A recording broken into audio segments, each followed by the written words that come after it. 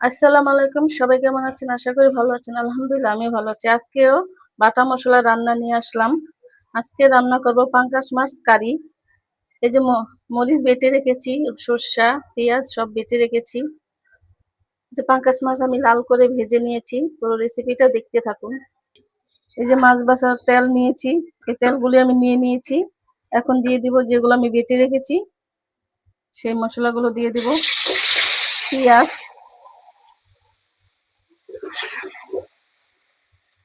সবাই রুই মাছের কারি খায়, কাতলা মাছের কারি খায়, কিন্তু আজকে আমি পাঙ্গাস মাছের কারি খাবো।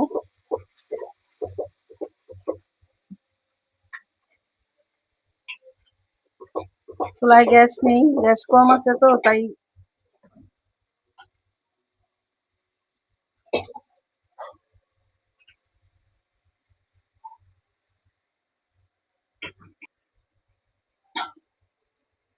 দিয়ে দিলাম লবণ, সামান্য পরিমাণ হলুদ,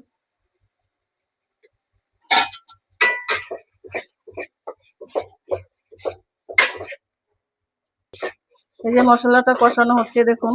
এখন দিয়ে দেবো যে টমেটো আর কাঁচামরিচ ছিঁড়া দিয়ে আবার ভালো করে কষিয়ে নেব। এখন ঢেকে দেব।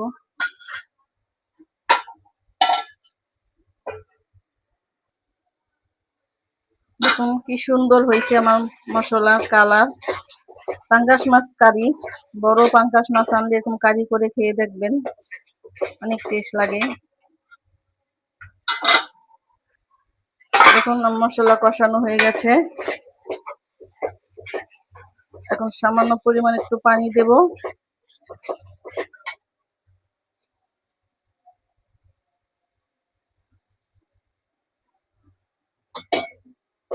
পানিটা ভালো করে ফুটলে আলা মাছ দিয়ে দেব। এই যে মশলাগুলো আমার কষানো হয়ে গেছে, এখন মাছগুলো দিয়ে দিব।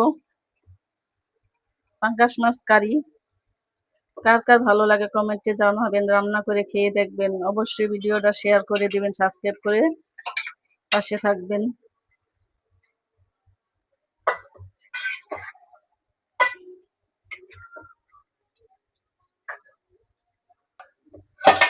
দেখুন আমার পাঙ্গাস মাছ কারি কি সুন্দর হয়েছে। এখন ধনেপাতা দিয়ে নামিয়ে ফেলবো।